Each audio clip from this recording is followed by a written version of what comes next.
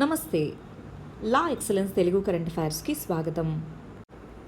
ముందుగా ఇవాల్టి కొటేషన్ ఏంటో చూద్దామండి. ఎక్సలెన్స్ అనేటటువంటిది ఒక స్కిల్ కాదు, అది ఒక యాటిట్యూడ్, అంటే మన ఆలోచన విధానంలో ఉంటుంది. ఎక్సలెన్స్ అంటే ఏ పని చేసినా సరే దాంట్లో బెస్ట్ అండ్ బెటర్గా ఉండడం. ఆ ఎక్సలెన్స్ అనేది మన యాటిట్యూడ్, మన స్కిల్ కాదు. అంటే దాన్ని డెవలప్ చేసుకోవాలి. సరే, ఆర్టికల్స్లోకి వెళ్ళే ముందు ఒక్కసారి నిన్న ఇచ్చిన క్వశ్చన్స్కి ఆన్సర్స్ ఏంటో చూసేసి ఆ తర్వాత ఇవాళ ఆర్టికల్స్కి వెళ్దాం. ఫస్ట్, నిపుణ్ అనేటటువంటి స్కీమ్ దేనికోసం? క్లాస్ 3 లోపు ఉండేటటువంటి చిల్డ్రన్లో న్యూమరికల్ లిటరసీ, వీటికి సంబంధించినటువంటి వాటిని డెవలప్ చేయాలి. ఫౌండేషనల్ లిటరసీ అన్నాం. దానికి సంబంధించి ఆ స్కీమ్లో ఏది తప్పో చెప్పాలి అంటున్నారు. సో ముందు 4 స్టేట్మెంట్స్ చదవండి. యాక్టివిటీ బేస్డ్ లెర్నింగ్ అనేటటువంటి దీని కింద కల్పిస్తారు. ఇన్నోవేటివ్ పెడగోగీస్ అంటే టీచింగ్ మెథడ్స్, ఇన్నోవేటివ్ టీచింగ్ మెథడ్స్ని తీసుకొని రావడం. ఇంటెన్సివ్ కెపాసిటీ బిల్డింగ్, టీచర్స్ యొక్క కెపాసిటీ బిల్డింగ్ చేయడం. ఏది కాదు, ఏది ఆన్సర్? ఈ 3 కూడా చేస్తారు కదా నిపుణ్ స్కీమ్ కింద. ఎస్, సో అందువల్ల answer D, none of the above. అంటే మనకి ఎగ్జాక్ట్గా ఇవే చదవాల్సిన అక్కర్లా, బట్ ఆ స్కీమ్కి సంబంధించి ఓవరాల్ థీమ్ ఏంటి అని చూస్తే మనకు అర్థమవుతుంది. ఓహో, ఇవి ఉండొచ్చు, ఇది ఉండొచ్చు అని. అలా జనరల్ అబ్జర్వేషన్ ద్వారా అయినా సరే ఆన్సర్ డి అని చెప్పచ్చు. నెక్స్ట్, ఇంటిగ్రేటెడ్ థియేటర్ కమాండ్ అనే దానికి సంబంధించి 2 స్టేట్మెంట్స్ ఇచ్చి ఏది కరెక్టో చెప్పమంటున్నారు. ఇంటిగ్రేటెడ్ థియేటర్ కమాండ్ అనేది ఇండివిజువల్ సర్వీసెస్కి ఆన్సరబుల్ కాదు. నాట్ అన్న పదం గమనించాలి. ఇండివిజువల్ సర్వీసెస్ అంటే ఆర్మీ, ఎయిర్ ఫోర్స్, నేవీ, వాళ్ళకి ఇంటిగ్రేటెడ్ థియేటర్ కమాండ్ ఆన్సరబుల్ కాదు. అవునా కాదా? ఎస్. ఎందుకు కాదు? సిడిఎస్, చీఫ్ ఆఫ్ డిఫెన్స్ స్టాఫ్కి ఆన్సరబుల్, ఇండివిజువల్ సర్వీసెస్కి కాదు. నెక్స్ట్, షట్కర్ కమిటీ అనేటటువంటిది 3 ఇంటిగ్రేటెడ్ సర్వీసెస్ కమాండ్స్ ఉండాలి. నార్త్, ఈస్ట్ మరియు సదర్న్ బార్డర్ అన్నారు. అవునా కదా? ఇది కూడా కరెక్టే. షట్కర్ కమిటీ మన యొక్క కార్గిల్ వార్ తర్వాత అపాయింట్ చేయబడినటువంటిది అనమాట. రెండోది కూడా కరెక్టే కాబట్టి ఆన్సర్ సి, 1, 2. రైట్. మరి మన first article section 66A of IT చట్టము. ఐటీ చట్టం కింద సెక్షన్ 66A అనేటటువంటి దాన్ని 2015లోనే సుప్రీంకోర్టు కొట్టివేసింది. అయినా సరే ఇప్పటికి కూడా ఆ సెక్షన్ 66A కింద కేసెస్ అనేటటువంటివి పోలీస్ బుక్ చేస్తున్నారు. ఎందుకని అలాగా? సెక్షన్ 66A అంటే ఏంటి? దాన్ని ఎందుకని సుప్రీంకోర్టు కొట్టేసింది అన్కాన్స్టిట్యూషనల్ అని? అది మనం తెలుసుకుందాం. అన్కాన్స్టిట్యూషనల్ అని చెప్పిన తర్వాత కూడా ఎందుకు ఆ సెక్షన్ని విధిస్తున్నారు? కొన్నిసార్లు అవేర్నెస్ లేక, కొన్నిసార్లు ఏమవుతుందిలే అన్నట్టుగా రకరకాలుగాను ఉన్నాయి అంటున్నారు. మనం ఏం చేసామంటే అండి, ఇంపార్టెంట్ సుప్రీంకోర్టు జడ్జిమెంట్స్ అన్నీ 50 ఇంపార్టెంట్ సుప్రీంకోర్టు జడ్జిమెంట్స్ని మనం ఒక సిరీస్ చేసాం. ఆ సిరీస్లో మనకి ఇంపార్టెంట్వన్నీ ఉన్నాయి. ఇది 32వ case, Shreya Singhal versus union of India case అన్నది. ఇప్పుడు మనం చదువుకోబోయే ఆర్టికల్కి రిలేటెడ్ కేసు అన్నమాట. అలాగా ఈ 50 కేసెస్కి సంబంధించి పీడిఎఫ్ కూడా ఉంటుంది ఆ వీడియోస్ కింద. ఒకసారి వచ్చి తీసి చూసుకోండి, సరేనా? అవి చాలా సింపుల్గా, నీట్గా ఉన్నాయి. 10 వీడియోస్ ఏమో ఉన్నాయి. ఆ 10 వీడియోస్లో ఓవరాల్గా మనం 50 కేసెస్ కవర్ చేసాం. చూడని వాళ్ళు ఉంటే చూడడానికి ప్రయత్నించండి. సరే, సెక్షన్ 66A ఏ చట్టానికి సంబంధించింది? Information technology. ఈ ఇన్ఫర్మేషన్ టెక్నాలజీ చట్టము 2000 అనే చట్టం పరిధి కిందికి సెక్షన్ 66A అనేటటువంటిది వస్తుంది అని చెప్తున్నారు. ఏంటి సెక్షన్ 66A ఏం చెప్తుంది మరి? ఎందుకు దాన్ని కొట్టేశారు? చూడండి, ఏదైనా సరే సోషల్ మీడియా ప్లాట్ఫామ్ ద్వారా అబ్యూజివ్గా ఉండేలాగా కానీ డీమీనింగ్గా ఉండే కమెంట్స్ చేస్తే వాళ్ళని అరెస్ట్ చేయొచ్చు. గ్రాస్లీ అఫెన్సివ్, అన్నాయన్స్గా ఉండేది ఏదైనా సరే వాళ్ళ మీద చర్యలు చేపట్టచ్చు అన్న సెక్షన్ 66A. మనకి 2015లో శ్రేయా సింఘల్ అనేటటువంటి పర్టికులర్ కేసులో, శ్రేయా సింఘల్ లాయర్ పేరు, శ్రేయా సింఘల్ అన్నటువంటి కేసులో చూడండి, సెక్షన్ 66A ఐటీ చట్టం కింద ఇదిగో ఏ అన్నారంటే అమెండెడ్. ఎప్పుడు కూడా ఇక్కడ క్యాపిటల్ ఏ ఉందా, అమెండెడ్ అని. 2010లో అమెండెడ్ తీసుకొచ్చారు. దీంట్లో ఇలా అరెస్ట్ చేయొచ్చు అంటే ఏదైనా అఫెన్సివే కదా, ఏదైనా అఫెన్సివ్గా తీసుకోవచ్చు. సో అది ఫ్రీడమ్ ఆఫ్ స్పీచ్ అండ్ ఎక్స్ప్రెషన్కి ఆర్టికల్ 1921కి వ్యతిరేకం అని చెప్పి సుప్రీంకోర్టు కొట్టేసింది. చూడండి ఒకసారి కేసు ఇంపార్టెంట్, ఈ సుప్రీంకోర్టు జడ్జిమెంట్ ఇంపార్టెంట్. సరే, 2015లో ఈ విధంగా కొట్టేశారు. అయితే ఇప్పుడేంటి ఒకసారి గమనించండి. 2008లో లోక్సభ, రాజ్యసభలో ఇన్ఫర్మేషన్ టెక్నాలజీకి సంబంధించిన బిల్లు పెడితే, అమెండ్మెంట్ బిల్ అన్నది 2009లో పాస్ అయింది, 2010 నుంచి ఇంప్లిమెంటేషన్లోకి వచ్చేసింది. అయితే ఏమన్నారు, శ్రేయా సింగల్ అన్నటువంటి కేసులో 2012లో అసలు సెక్షన్ 66A వ్యాలిడా కాదా అని కేసు వేశారు. ఫైనల్గా 2015లో జడ్జిమెంట్ ఇచ్చి Shreya single versus union of India కేసులో సెక్షన్ 66A అనేది ఫ్రీడమ్స్ని వైలేట్ చేస్తుంది. అంటే ఆర్టికల్ 13 ప్రకారం ఇండియన్ కాన్స్టిట్యూషన్లో ఆర్టికల్ 13 ఏం చెప్తుంది, ఎప్పుడైనా సరే ఏ చట్టాలు కానీ ఏవైనా సరే ఫండమెంటల్ రైట్స్ని వైలేట్ చేస్తే దాన్ని అన్కాన్స్టిట్యూషనల్గా జ్యుడిషియల్ రివ్యూ ద్వారా చేయొచ్చు అని ఆర్టికల్ 13లో ఉంది. సో అలా దీన్ని కొట్టేశారు. అయినా సరే ఈ సెక్షన్ కింద కొంతమంది అరెస్ట్ చేస్తూ వస్తున్నారు. రీసెంట్గా 2021లో కూడా ఇలా అరెస్ట్ చేశారన్నదే అలిగేషన్ అనమాట. ఇలా అరెస్ట్ చేస్తున్నారు, ఇష్టం వచ్చినట్టుగా దాన్ని ఎందుకు వాడుతున్నారు, మేము అన్కాన్స్టిట్యూషనల్ అని చెప్పిన తర్వాత కూడా మీకేమి పట్టించుకోరా, మీకేం పట్టింపులు లేవా అన్నట్టుగా సుప్రీంకోర్టు అడిగి వెంటనే స్టేట్స్ అనేవి చర్యలు తీసుకోవాలి. చూడండి, వెంటనే చర్యలు తీసుకోవాలి. దీన్ని ఇప్పటి వరకు ఆ టైంకే 200 కేసుల వరకు పెండింగ్లో ఉన్నాయి. ఆ తర్వాత పెరుగుతూ వచ్చాయి, ఇంకా కొన్ని పెండింగ్లోనే ఉన్నాయి. అసలు ఆ సెక్షనే వ్యాలిడ్ కాదని చెప్పేశాం కదా, దానికి అసలు లీగాలిటీనే లేదు అన్నట్టుగా స్టేట్స్కి సుప్రీంకోర్టు అనేది చెప్పడం జరిగింది. ఇప్పుడు చెప్పినట్టు చేయకపోతే ఏమవుతుంది, కంటెంప్ట్ ఆఫ్ కోర్ట్ అంటాము, అంటే కోర్టు ధిక్కరణ అని చెప్తామన్నమాట. కోర్టు ధిక్కరణ అనేది అవుతుంది. నెక్స్ట్ ఇష్యూ సైన్స్ అండ్ టెక్నాలజీకి గవర్నాన్స్కి సంబంధించింది. ఇక్కడ ఏమంటున్నారు, రీసెంట్గా ఒక ఆర్టీఐ ఫైల్ చేశారు. మనకి రైట్ టు ఇన్ఫర్మేషన్ చట్టము అంటాం. ఈ ఆర్టీఐ కింద ఫైల్ చేసినప్పుడు ఏమని అడిగారంటే, కోవిన్ అనేటటువంటి యాప్ ఉంది కదా, మనకి వ్యాక్సిన్స్ మొత్తానికి ఎండ్ టు ఎండ్గా ట్రాక్ చేయడం దగ్గర నుంచి వ్యాక్సిన్ తీసుకున్నంత వరకు కోవిన్ యాప్లోనైనా డేటా మొత్తం ఉండేది. కోవిన్ యాప్ అన్నారు. వ్యాక్సిన్ తీసుకోగానే మీరు గమనించుంటే మన ఫోటో తీసుకుంటున్నారు అక్కడ. అంటే దేనికోసం ఫోటో, ఫేషియల్ రికగ్నిషన్ అంటున్నారు. సో ఫేషియల్ రికగ్నిషన్ కోసం ఈ విధంగా ఇప్పుడు మీరు బయోమెట్రిక్ ఫేషియల్ రికగ్నిషన్కి సంబంధించి ఫేస్ తీసుకోవడం అనేటటువంటిది. సో దానికి సంబంధించి ఒక లీగాలిటీ ఉందా అంటే లీగల్ వ్యాలిడిటీ ఉండాలి కదా. ఇలాంటి మెజర్ అనేది ప్రైవసీకి భంగం కలిగిస్తుంది. సో అలాంటప్పుడు లీగల్ వ్యాలిడిటీ ఏది, లీగల్ వ్యాలిడిటీ లేకుండా ఈ విధమైనటువంటి మెజర్స్ తీసుకుంటే ఒకవేళ రేపు డేటా బ్రీచ్ కానీ ప్రైవసీ ఇష్యూస్ కానీ వస్తే దానికి ఎవరు ఆన్సరబుల్. ఆ విధంగా ఈ ఆర్టీఐ ఫైల్ చేసిన తర్వాత క్వశ్చన్ అనేది వచ్చింది. ఫేషియల్ రికగ్నిషన్ అథెంటికేషన్ అనేటటువంటిది ఆధార్ అథెంటికేషన్కి సంబంధించిందే కదా, ఆల్రెడీ ఆధార్కి లీగల్ వ్యాలిడిటీ ఉన్నప్పుడు మళ్ళీ దీనికి ఎందుకు అన్నట్టుగా అన్నారు. అంటే ఆధార్కి ఆల్రెడీ వ్యాలిడిటీ ఉంది, ఆధార్తో లింక్ చేశాం కదా, మరి అలాంటప్పుడు ఇప్పుడు ఫేషియల్ రికగ్నిషన్ తీసుకుంటే నష్టమేమొచ్చింది అన్నట్టుగా అన్నారు. నష్టమేమీ రాలేదు. కాకపోతే ఇప్పుడు డేటా సేఫ్టీకి ఏంటి, ఇండియాలో అసలు చట్టం అనేది ఉందా? డేటా సేఫ్టీ అండ్ సెక్యూరిటీకి సంబంధించి ఒకవేళ డేటా బ్రీచ్ అవుతే ఎవరు బాధ్యులు ఆ డేటా సేఫ్టీకి? అదొకటి. రెండోది ప్రైవసీ, ఇండివిజువల్ యొక్క right to privacy fundamental right అని చెప్పారు పుట్టస్వామి కేసులో సుప్రీంకోర్టు. మరి ఆ ప్రైవసీకి ఎవరు బాధ్యులు? ఇలాంటివన్నీ కూడా క్వశ్చన్ చేయడం జరిగింది. నెక్స్ట్ ఇష్యూ గవర్నాన్స్ మరియు సైన్స్ అండ్ టెక్నాలజీకి సంబంధించింది.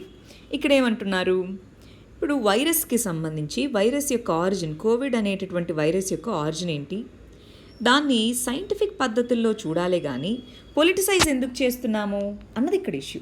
సైంటిఫిక్ పద్ధతి అంటే ఏంటి, దాని మీనింగ్ ఎప్పుడైనా సరే ఒక వైరస్ అనేటటువంటిది ఎక్కడ ఆరిజినేట్ అయింది ఏంటి అన్నది తెలుసుకుంటే దాన్ని బట్టి దాంట్లో ఏ విధంగా స్ప్రెడ్ అయ్యి ఉండొచ్చు, ఏ హోస్ట్ ద్వారా అయ్యి ఉండొచ్చు, దాంట్లో స్టార్టింగ్ ఎలా ఉన్నింది, ఇప్పుడు మ్యూటేషన్స్ ఎలాగా, ఇవన్నీ తెలుసుకోవచ్చు. అవునా కదా? అందుకని WHO అనేటటువంటిది ఒక స్టడీ టీమ్ని పంపించింది. వుహాన్ ల్యాబ్ అనేటటువంటి దాంట్లోంచి అక్కడి నుంచి వచ్చుండొచ్చు అని అనుమానాలు ఉన్నాయి కాబట్టి పంపించింది. అయితే అది 4 పాత్వేస్ ఉన్నాయి, అంటే 4 పాసిబుల్ పాత్స్ ఉన్నాయి అన్నారు. వాటిలో 2 ఎక్కువ మంది బిలీవ్ చేసేవి 2. ఒకటేంటి, ల్యాబ్ నుంచి లీక్ అయి ఉండొచ్చు ఇది. రెండోది ఇంటర్మీడియరీ హోస్ట్, గబ్బిలాలు, వీటి నుంచి యానిమల్ మార్కెట్ అన్నారు. సో ఈ యానిమల్ మార్కెట్ నుంచి వచ్చి ఉండొచ్చు. ఇవి 2 ఎక్కువ మంది బిలీవ్ చేస్తున్నది. కానీ WHO స్టడీ టీము ఈ ల్యాబ్ ఎస్కేప్ అనేది చాలా చాలా తక్కువ ఛాన్సు, మేబీ హోస్ట్ నుంచి వచ్చి ఉండొచ్చు ఎక్కువ శాతము, అది కాకుండా ఇంటర్మీడియరీ నుంచి వచ్చి ఉండొచ్చు, ఇలా రకరకాలు ఉన్నాయి. బట్ ఈ 2 ప్రిడామినెంట్. ఓవరాల్గా అయితే WHO 4 పాసిబుల్ పాత్వేస్ని చెప్పింది. సరే, ఇప్పుడు ల్యాబ్ పాత్ అయితే ఏంటి, హోస్ట్ పాత్ అయితే ఏంటి అన్నది ఎలా తెలుసుకోవాలి? జీనోమ్ సీక్వెన్సింగ్ చేపట్టాలి, పేషెంట్ జీరో అంటారు. ఫస్ట్ మొట్టమొదట ఇన్ఫెక్షన్ వచ్చినటువంటి పేషెంట్ని పేషెంట్ జీరో అని పిలుస్తాం. జీనోమ్ సీక్వెన్స్ అనేది చేపట్టాలి, పేషెంట్ జీరో అని అంటాం. పేషెంట్ జీరో అనేటటువంటి వ్యక్తి ఎవరో కనుక్కోగలగాలి. జీనోమ్ సీక్వెన్సింగ్ అనేది చేపడితే ఏ విధంగా మ్యూటేషన్స్ అయ్యాయన్న తెలుస్తుంది, అంతేనా? సో ఇవన్నీ చేయగలిగితే మనము అప్పుడు కదా సైన్స్ కదా నిర్ధారించాలి, పాలిటిక్స్ కాదు దీన్ని నిర్ధారించాల్సింది సైన్స్. దానికి తగ్గట్టుగా మనం అందరం రెస్పాన్సిబుల్గా బిహేవ్ చేయాలి అన్నదే ఇక్కడ చెప్తున్నటువంటిది. సరే, ఇక్కడ ఒకసారి చూడండి, మనకి 2 పాత్వేస్ అన్నాం కదా. ఒకటి వైల్డ్ యానిమల్స్ నుంచి వచ్చి ఉండొచ్చు, రెండోది ల్యాబ్ నుంచి ఎస్కేప్ అయ్యి ఉండొచ్చు అన్నారు. సో ఇప్పుడు ఒకవేళ యానిమల్ నుంచి వచ్చి ఉండుంటే మరి ఆ సోర్స్ యానిమల్ ఏంటి అని మనకు తెలియాలి కదా, అంతేనా? అలా వాళ్ళ నుంచి ఎవరికి ఇన్ఫెక్షన్ వచ్చిందో తెలియాలి. ఎవిడెన్స్ అనేది ప్రస్తుతానికి లేదు మన దగ్గర. ల్యాబ్ నుంచి అనుకుంటే మనకి ల్యాబ్లో కనుగొనే అవకాశం లేదు, ల్యాబ్లో లేదు. ల్యాబ్ నుంచి లీక్ అయిందా, దానికి మన దగ్గర ఎవిడెన్స్ లేదు.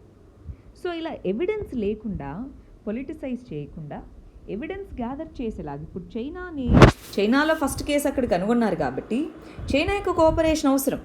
మనం చూస్తే G7 వీటిలో ఏమన్నారు, ఖచ్చితంగా ఆరిజిన్ ఏంటి కనుక్కోవాలి అన్నారు. సరే, ఆరిజిన్ కనుక్కోవడం మనకి ఇంపార్టెంటే, దానికి టెక్నాలజీస్ ఉన్నాయి, ఇవన్నీ చేస్తున్నాం. కానీ దీనికి తగ్గట్టుగా ట్రాన్స్పరెన్సీగా చైనాను ఉండగలగాలి. మిగిలిన వాళ్ళు దీన్ని డైరెక్ట్గా పొలిటిసైజ్ చేయకుండా సైన్స్ ద్వారా నిర్ధారింపబడేలాగా చర్యలు తీసుకోవాలి. నెక్స్ట్ ఇష్యూ గవర్నాన్స్కి సంబంధించింది. రీసెంట్గా మనకి ఎక్సెస్ డెత్స్ అనేటటువంటిది ఒక మెజర్గా వాడుకోవాలి, ఎన్ని కోవిడ్ డెత్స్ సంభవించాయో అన్నది అన్నారు. ఇంతకీ ఎక్సెస్ డెత్స్ అంటే ఏంటి అది చూద్దాం. దానికి సంబంధించి మనం ఇక్కడ తెలుసుకోవాల్సింది ఏంటి అంటే బర్త్స్ అండ్ డెత్స్ని రెండింటినీ రిజిస్టర్ చేసుకోవాలి. దానికోసం మనకి registration of births and deaths చట్టము అనేటటువంటిది ఉంది. ఈ చట్టం కింద మనం సివిల్ రిజిస్ట్రేషన్ సిస్టమ్ అనేటటువంటి దాన్ని ఏర్పాటు చేశారు. ఈ చట్టం కింద CRS అంటాం. ఈ సివిల్ రిజిస్ట్రేషన్ చట్టం అనేటటువంటిది ఏం చేస్తుంది, ఓవరాల్గా ఎన్ని బర్త్స్ ఉన్నాయి, ఎన్ని డెత్స్ ఉన్నాయి అవంతా క్యాలిక్యులేట్ చేసి డేటాబేస్లో ప్లేస్ చేస్తుందన్నమాట. ఈ డేటాబేస్ అసలు ఓవరాల్గా ఈ చట్టము దీని యొక్క ఇంప్లిమెంటేషన్ అనేటటువంటిది ఏ మినిస్ట్రీ చూసుకుంటుంది, హోమ్ మినిస్ట్రీ కిందికి ఈ registration of births and deaths act అనేటటువంటిది నోడల్ ఏజెన్సీ పనిచేస్తుంది. సరే, ఈ CRSలో లెట్సే మనకి 2019కి సంబంధించినవి, 2020కి సంబంధించినవి ఇలాగ డేటాబేస్ ఉంటుందన్నమాట. ఈ డేటా అనేది ఎప్పటికప్పుడు కంపేర్ చేసుకోవచ్చు. ఇప్పుడు 2019లో ఇన్ని డెత్స్ సంభవించాయంటే ఆన్ అన్ యావరేజ్గా మనకు తెలుస్తుంది 2020లో ఎంత, 2021లో ఎంత అని. కానీ మనం అనుకున్న ఎస్టిమేషన్ కంటే ఎక్కువ చేంజ్ వస్తే ఆ ఎక్సెస్ డెత్స్ ఉన్నాయా, దాన్ని మనం కోవిడ్ డెత్స్గా పరిగణించవచ్చు కదా, అది ఇక్కడ చెప్తుంది. కాకపోతే మన ఇండియాలో ప్రాపర్గా రిజిస్ట్రేషన్ అటు వీటికి కానీ డెత్స్ కానీ బర్త్స్కి కానీ ప్రాపర్ రిజిస్ట్రేషన్ అనేటటువంటిది ఉందా, లేదు. అది ప్రాబ్లం అన్నమాట. ప్రాపర్ రిజిస్ట్రేషన్ లేకపోవడం వల్ల ఈ డేటా అనేది మనకి ఇన్యాక్యురేట్గా ఉంటుంది. నెక్స్ట్ ఇష్యూ చూడండి, ఇంటర్నేషనల్ రిలేషన్షిప్కి సంబంధించింది. ఇండియా మరియు ఆఫ్రికా మధ్య అగ్రికల్చర్ రిలేటెడ్గా ఏ విధమైన రిలేషన్షిప్ అన్నది ఇక్కడ చెప్తున్నటువంటిది. మనకి ఆఫ్రికన్ కాంటినెంట్ అన్నటువంటి దానికి ఆపర్చునిటీస్ చాలా ఎక్కువ. ఎందుకని ఆపర్చునిటీస్ ఎక్కువ, దాంట్లో ఉండేటటువంటి ల్యాండ్ రిసోర్సెస్ కానీ హ్యూమన్ రిసోర్సెస్ కానీ ఆపర్చునిటీస్ని కల్పిస్తున్నాయి. ఇక్కడ ఒకసారి చూడండి, మనకి రీసెంట్గా ఇదిగోండి ఆఫ్రికాకు సంబంధించి 65% వరల్డ్లో ఉన్నటువంటి అన్కల్టివేటెడ్ ఏరబుల్ ల్యాండ్ అనేటటువంటిది ఆఫ్రికాలో ఉంది. 60% వర్క్ ఫోర్స్ అనేటటువంటిది అక్కడ 60% వర్క్ ఫోర్స్ ఆఫ్రికాలో వాళ్ళంతా అగ్రికల్చర్లోనే ఉన్నారు. 20% సబ్ సహారన్ కంట్రీస్ అన్నిటికీ జీడిపి అగ్రికల్చర్ నుంచే వస్తుంది. సో అగ్రికల్చర్ అన్నది ఆఫ్రికాకి క్రిటికల్, అంటే ఇంపార్టెంట్. ఆ కంటెక్స్ట్లో రీసెంట్గా మనకి African continental free trade agreement, very important, African continental free trade agreement అనేటటువంటిది సైన్ చేసుకొని ఉన్నారు. ఆల్రెడీ 2018లో సైన్ చేసుకున్నారు, దాన్ని ఇంప్లిమెంట్ చేస్తున్నారు. రీసెంట్గా వాళ్ళు ఓవరాల్గా టారిఫ్స్, అంటే ఒక దేశం నుంచి ఇంకొక దేశానికి ఇంపోర్ట్స్ ఎక్స్పోర్ట్ చేసినప్పుడు టారిఫ్స్ అంట, వాటిని ఎలా తగ్గించాలి అన్న దాని మీద మాట్లాడుకుంటున్నాయి. ఈ కంటెక్స్లో ఇండియా అనేటటువంటిది ఈ ఆఫ్రికన్ కంట్రీస్తో కోఆపరేషన్ పెంచుకోవాలి అగ్రికల్చర్ రిలేటెడ్గా, అది ఇక్కడ చెప్తున్నటువంటిది. చూడండి, అసలు ఎందుకు అగ్రికల్చర్ సెక్టార్లో ఇండియా అనేది కోఆపరేషన్ ఎందుకు పెంచుకోవాలి? ఆఫ్రికాలో వైడ్ రేంజ్ అగ్రికల్చరల్ గూడ్స్ అనేటటువంటిది ఆఫ్రికా ఇండియాకి సప్లై చేస్తుంది. మరి ఆ కంటెక్స్లో వాళ్ళ దగ్గర నుంచి ఇంపోర్ట్ చేసుకుంటున్నప్పుడు కోఆపరేషన్ అనేది ఉండాలి. ఇండియన్ ఎంటర్ప్రెన్యూర్స్ అక్కడ ఇన్వెస్ట్ చేస్తున్నారు. ఆఫ్రికాకి 20% జీడిపికి అగ్రికల్చర్ నుంచి వస్తుంది. కాకపోతే వాళ్ళు అవుట్డేటెడ్ మెథడ్స్ వాడుతున్నారు. సో ఇప్పుడు మన కోఆపరేషన్ టెక్నాలజీలోను వీటిలో ఉంటే రెండు దేశాలకి విన్ విన్ సిచ్యువేషన్ కదా. మనం వాళ్ళ దగ్గర నుంచి ఇంపోర్ట్ చేసుకుంటున్నాం, వాళ్ళకి అవసరం ఉంది. సో ఫుడ్ సెక్యూరిటీ అనేటటువంటిది వీటన్నిటికీ ఇది ఇంపార్టెంట్ అనమాట. అయితే కొన్ని ప్రాబ్లమ్స్ ఉన్నాయి. జనరల్గా ఆఫ్రికన్ నేషన్స్తో మనకంటే చైనాకి డీపర్ కోఆపరేషన్ అనేటటువంటిది ఉంది. గ్లోబల్ కంట్రీస్ అన్నీ కూడా కంపీట్ అవుతున్నాయి ఆఫ్రికా యొక్క న్యాచురల్ రీసోర్సెస్ని ఎక్స్ప్లాయిట్ చేసుకోవడానికి. చైనీస్ కంపెనీస్ చాలా వరకు అగ్రికల్చరల్ టెక్నాలజీ సెంటర్స్ని సెటప్ చేయడం, లార్జ్ స్కేల్ కమర్షియల్ ఫార్మ్స్ని కొనుక్కోవడం ఇలా చేశాయి. మరి ఏం చేయాలి? ఇండియా ఏం చేయాలి? కామ్గా ఉండాలా? చూస్తూ ఉండాలా? ఇండియాకు ఉన్నటువంటి ఆపర్చునిటీస్ కొన్ని ఉన్నాయి. అగ్రికల్చరల్ కోఆపరేషన్ని ప్రయారిటైజ్ చేసుకోవాలి. చైనీస్ ఫర్మ్స్ ఎక్కడ గ్యాప్స్ ఉన్నాయి వాటిని ఫిల్ చేసుకోగలగాలి. అంటే మనము చూస్తే చైనా మీద కొంతవరకు నెగిటివ్ ఇదైతే ఉంది. సో మనకి సాఫ్ట్ పవర్ ఉంది, దాన్ని లెవరేజ్ చేసుకోవాలి. ఇండియన్ టెక్నాలజీ ఫర్మ్స్ని, స్టార్టప్స్ని జాయింట్ కోఆపరేషన్ పెంచుకునేలాగా చేయాలి. సో అగ్రికల్చర్ సెక్టార్లో ఉన్న ఆపర్చునిటీస్ని బిల్డ్ చేసుకోవాలి. మన రెండు దేశాల మధ్య రీసెంట్గా అసలు ఈ ఆర్టికల్ రావడానికి కారణం ఏంటి? మన యొక్క ఎక్స్టర్నల్ అఫైర్స్ మినిస్టర్ కెన్యాను విజిట్ చేశారు. విజిట్ చేసినప్పుడు చెప్పారు, రెండు దేశాల మధ్య అసలు ఓవరాల్గా ఆఫ్రికన్ కంట్రీస్ మధ్య హిస్టారికల్ రిలేషన్ అనేది మోడ్రన్ రిలేషన్గా మారుతుంది. మోడ్రన్ నీడ్స్కి తగ్గట్టుగా మన యొక్క రిలేషన్షిప్ ఎవాల్వ్ అవ్వాలి అన్నారు. ఆ కంటెక్స్లో ఎక్కడ ఆపర్చునిటీస్ ఉంటే అక్కడ మనం రిలేషన్షిప్ని బిల్డ్ చేసుకోగలగాలి. అది ఇక్కడ మనం చెప్పుకుంటున్నది.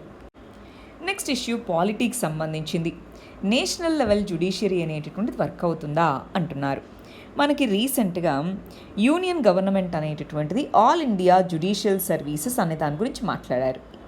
ఆల్ ఇండియా జ్యుడిషియల్ సర్వీసెస్, ఇప్పుడు మనకి ఆల్ ఇండియా సర్వీసెస్లో ఐఏఎస్, ఐపీఎస్, ఐఎఫ్ఓఎస్ ఇలా ఉన్నాయి. అలాగా ఒక జ్యుడిషియల్ సర్వీస్ కూడా ఉండాలా అన్నది క్వశ్చన్.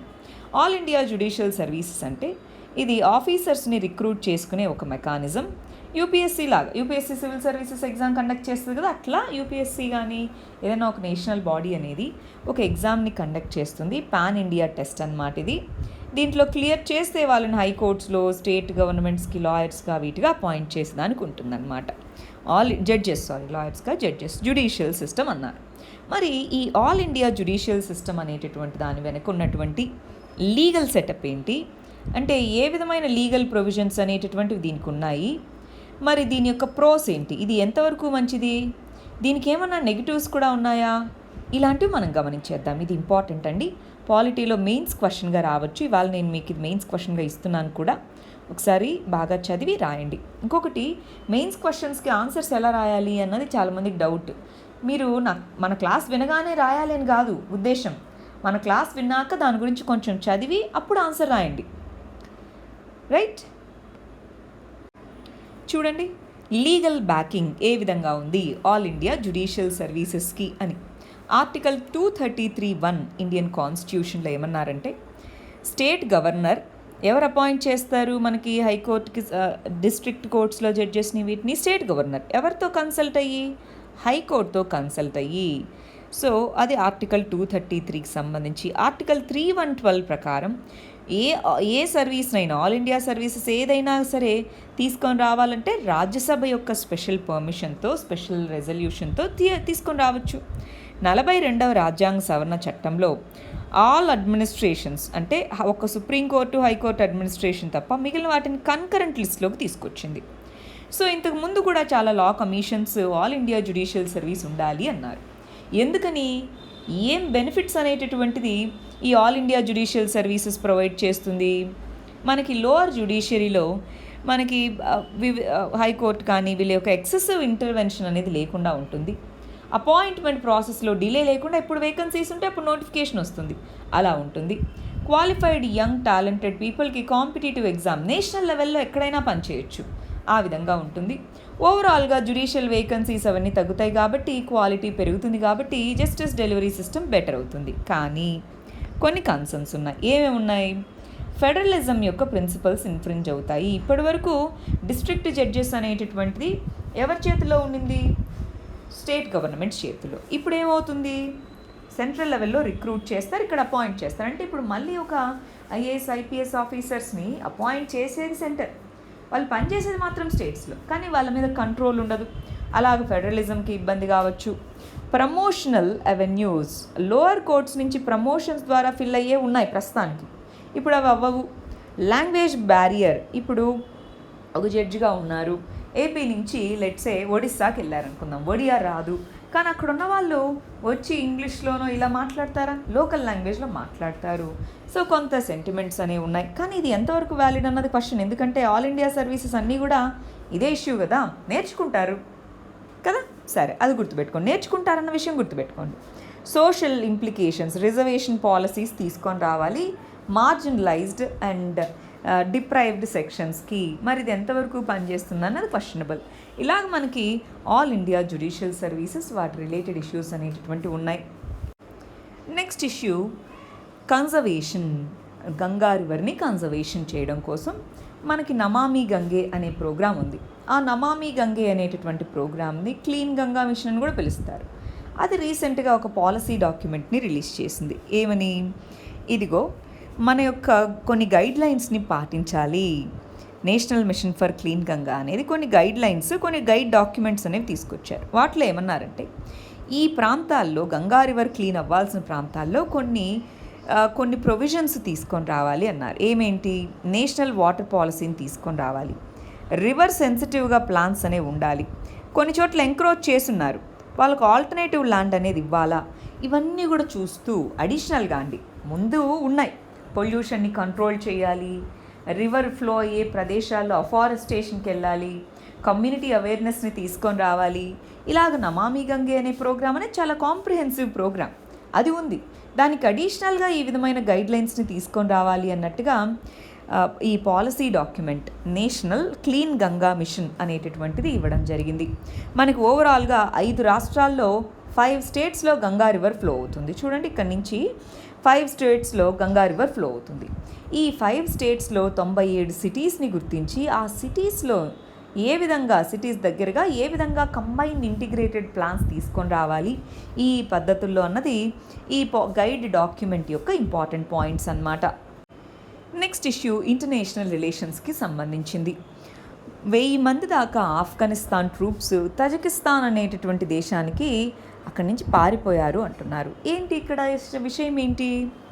మనకి మే 1 నుంచి యుఎస్ఏ తన యొక్క ట్రూప్స్ని తీసుకొని వాళ్ళ ఇంటికి వాళ్ళు వెళ్ళిపోవడం మొదలుపెట్టారు. ఇంకా బాయ్ మేము ఉండలేము ఇక్కడ అన్నారు. ఎందుకు? ఎప్పుడో 2001లో వచ్చారు వార్ ఆన్ టెర్రర్ అని. అప్పటి నుంచి ఇప్పటిదాకా అంటే 20 సంవత్సరాలు సుమారుగా అక్కడ ఉన్నారు. అయినా సరే అక్కడ ఎక్స్ట్రీమిజం ఏమీ తగ్గలేదు. ఇంకెందుకు మేము ఇక్కడ ఉండి ఊరికే అని చెప్పి మేము వెళ్ళిపోతున్నా, మీ పని మీరు చూసుకోండి అన్నట్టుగా దోహా అగ్రిమెంట్ అనేది చేసుకున్నారు. లాస్ట్ ఇయర్ దోహా అనేటటువంటి అగ్రిమెంట్ ప్రకారం తాలిబన్స్ అనేటటువంటి వాళ్ళు ఎవరైతే ఉన్నారో వాళ్ళు సరే అని చెప్పి ఒక 4 పాయింట్స్ ఒప్పుకున్నారు. దోహా అగ్రిమెంట్ ప్రకారం ఏమని? మా వాళ్ళని ప్రిజనర్స్ మీరు వదిలిపెట్టండి, మేము డైలాగ్లో పార్టిసిపేట్ చేస్తాము, మేము స్టెబిలిటీ ఉండేలా చూసుకుంటాం, ఇలాగ 4 పాయింట్లు మాట్లాడుకొని యుఎస్ఏ మేము వెళ్ళిపోతున్నాము అని చెప్పింది.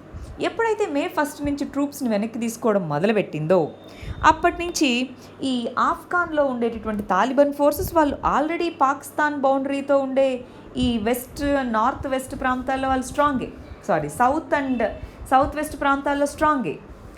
నార్త్ సైడ్ అంటే పైన నార్త్ సైడ్ అంత స్ట్రాంగ్ కాదు తాలిబన్స్. ఇప్పుడు ఆ ప్రాంతాలని కూడా స్లోగా వాళ్ళ కంట్రోల్లోకి తెచ్చుకుంటున్నారు. ఇప్పుడున్నటువంటి ట్రూప్స్కి ఏమో రిసోర్సెస్ ప్రాపర్గా లేవు. వీటి వల్ల ఈ పర్టికులర్ ఈ జోన్స్ నుంచి వాళ్ళు నైబరింగ్ కంట్రీస్కి వెళ్తున్నారు. ఇలాంటి కంటెక్స్లో దాని యొక్క నైబరింగ్ కంట్రీస్ ఏంటి ఇలా అడిగే అవకాశాలు చాలా ఉంటాయి. ఒకసారి మరి ఆఫ్ఘనిస్తాన్ యొక్క నైబరింగ్ కంట్రీస్ ఏంటో చూసేద్దామా? గమనించండి, ఇది మన ఆఫ్ఘనిస్తాన్, దాని neighbouring countries India, Pakistan, Iran, Turkmenistan, Uzbekistan, Kyrgyzstan, Tajikistan. So దానికి ఇక్కడ నార్త్ సైడ్ నుంచి కదా ఇక్కడ జరుగుతుందన్నాం యుద్ధాల్లాగా, అందుకని వాళ్ళు ఇటు తజికిస్తాన్ అనే కంట్రీకి పారిపోవడం జరిగింది. నెక్స్ట్ ఇష్యూ ఇంటర్నేషనల్ రిలేషన్స్కి సంబంధించింది. ఇక్కడ ఏమంటున్నారు?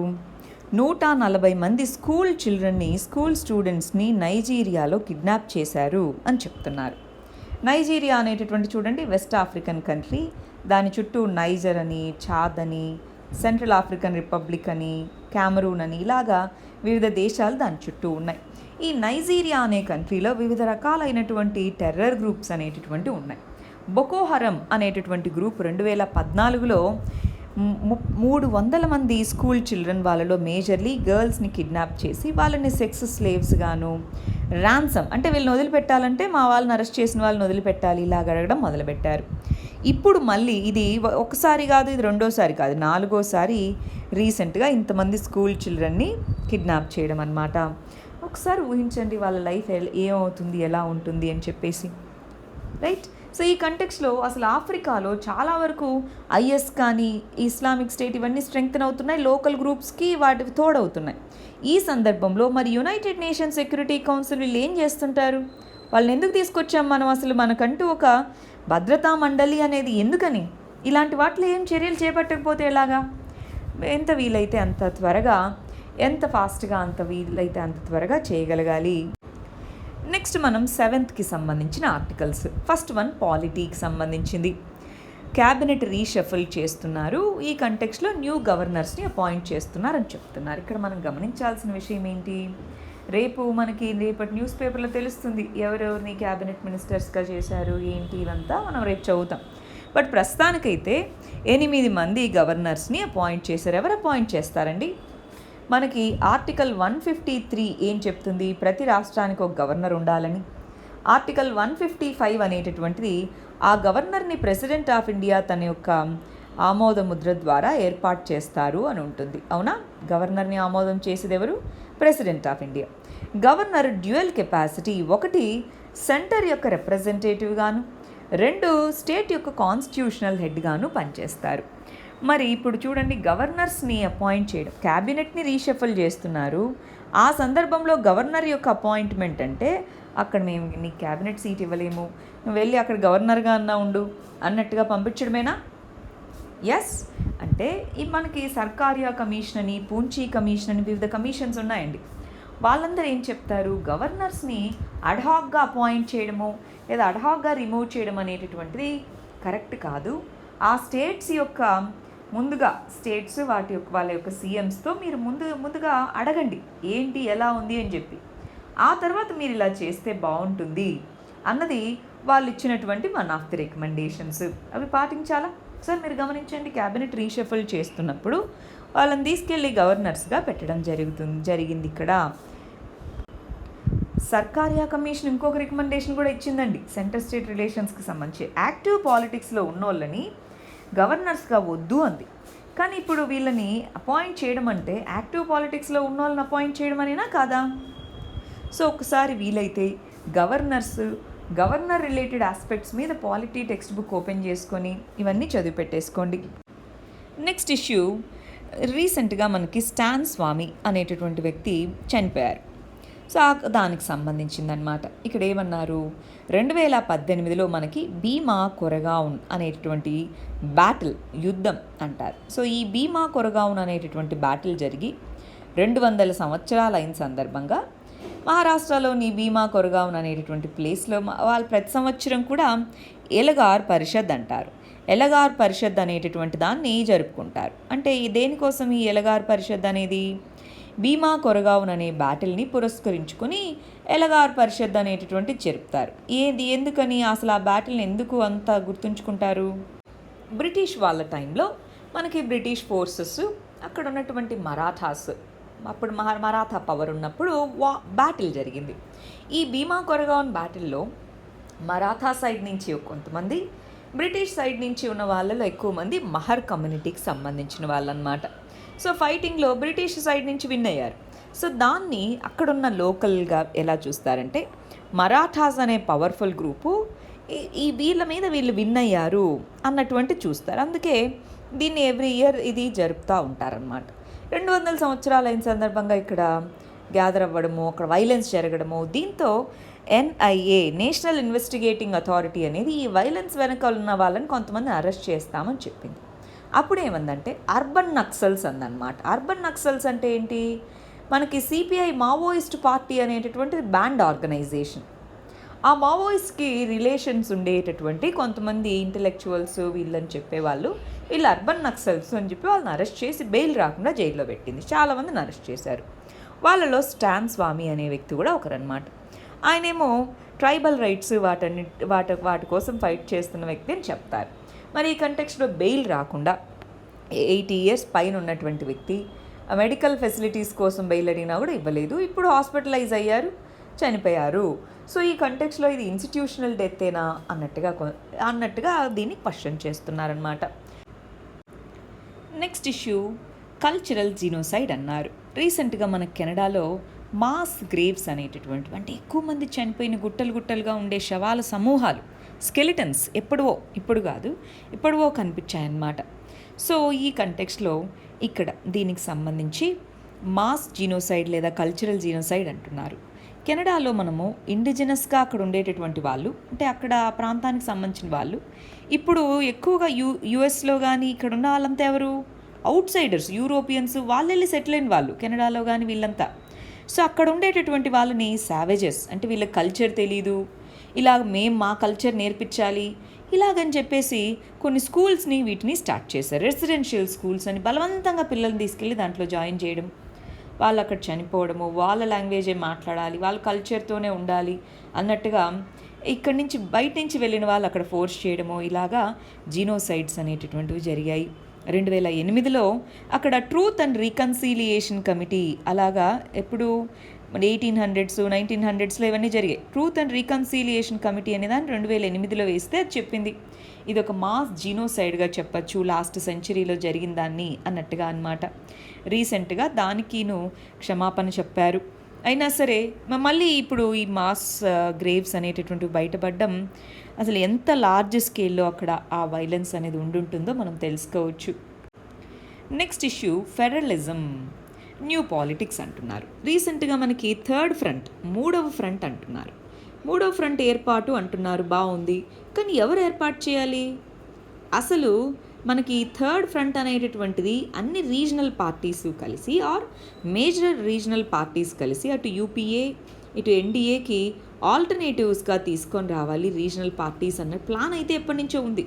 రీసెంట్గా మళ్ళీ అది రీసర్ఫేస్ అయింది. ఈ కంటెక్స్లో ఇక్కడ గమనించాల్సింది ఏంటి, ఫెడరలిజం అనే దానికి ఛాలెంజెస్ ఉన్నాయి. ఇప్పుడు ప్రస్తుతం ఉన్నటువంటి గవర్నమెంట్ నేషనలిజం సెంటిమెంట్ అంతా ఒకటే, దేశం ఒకటే అన్నటువంటి దానికి రీజనలిజం కొంత మనకి ఆపోజిట్ కదా. సో నేషనలిజం సెంటిమెంట్ కానివ్వండి, డిఫరెన్షియల్ ఇంపాక్ట్ అంటే ఫినాన్స్ కమిషన్ ఉంది, ఫినాన్స్ కమిషన్ ఇచ్చే రికమెండేషన్స్ కొంతమందికి ఇప్పుడు లెట్సే పాపులేషన్ అనే క్రైటీరియా ఉంది. ఆ పాపులేషన్ అనే క్రైటీరియా తీసుకోవడం వల్ల నార్త్ ఈస్టర్న్ స్టేట్స్కి మంచిదే, సౌత్ వెస్ట్రన్ స్టేట్స్కి మంచిది కాదు. సో అటు ఎకనామిక్గాను ఇటు గవర్నాన్స్లోనూ డిఫరెన్షియల్ ఇంపాక్ట్ అనేది ఉంది కోఆపరేట్ చేసుకోవడానికి.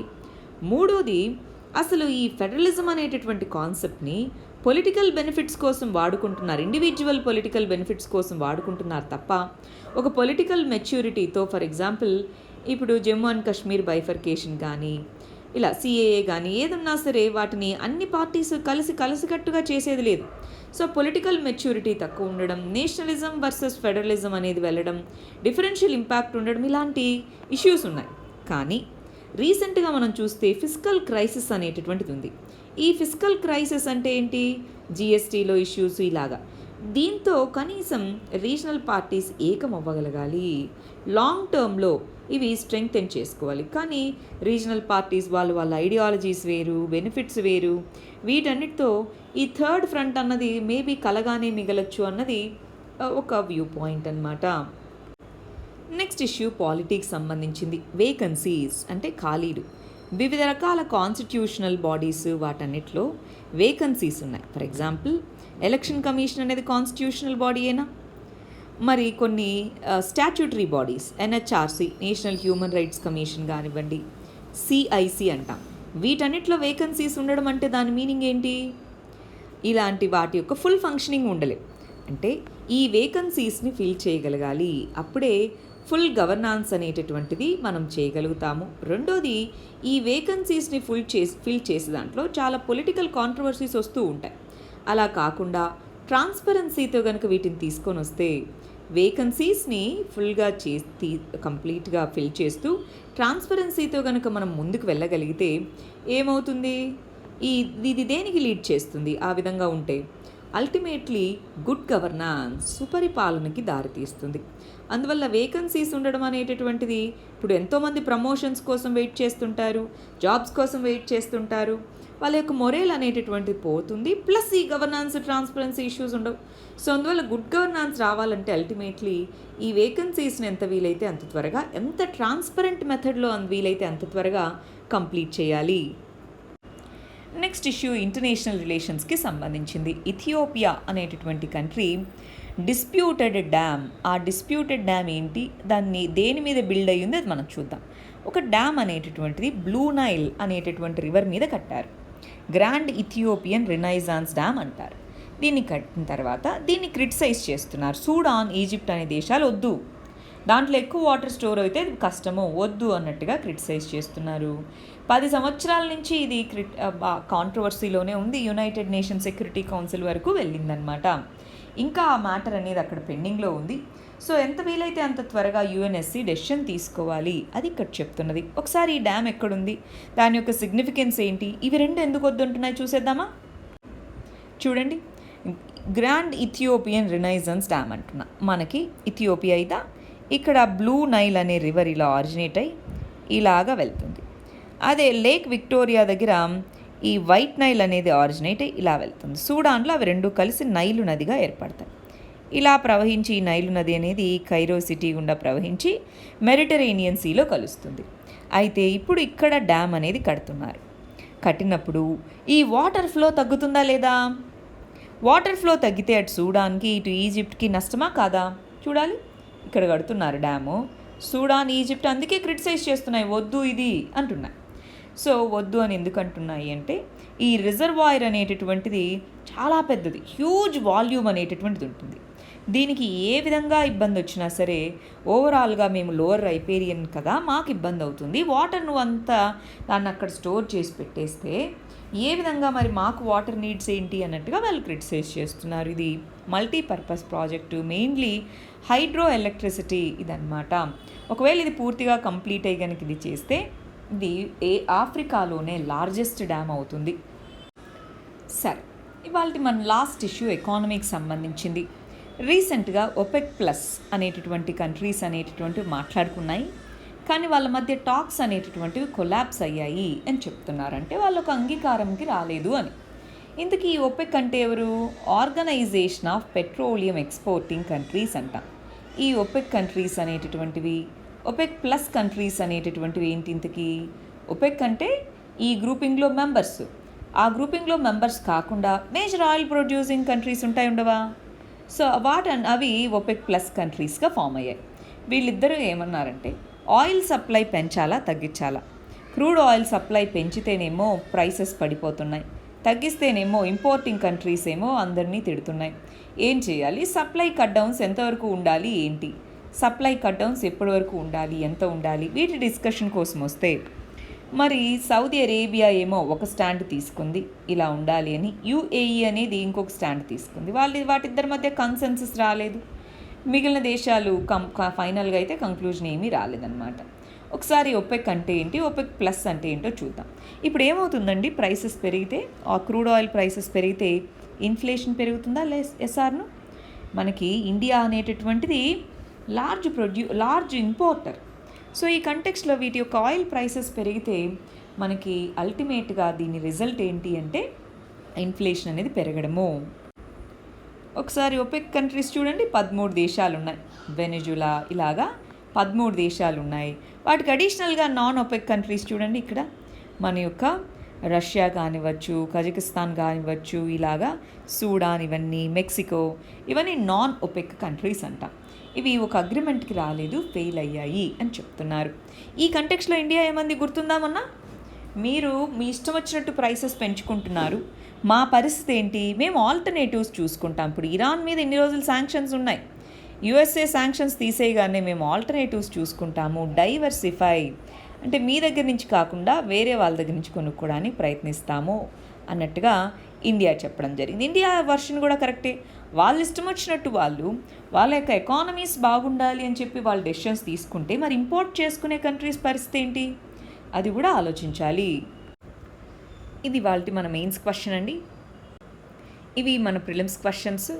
వీటికి ఆన్సర్స్ కమెంట్ సెక్షన్లో ఇవ్వండి. రేపు మనం వీటికి కరెక్ట్ ఆన్సర్స్ ఏంటో చూద్దాం. All the very best. Thank you very much.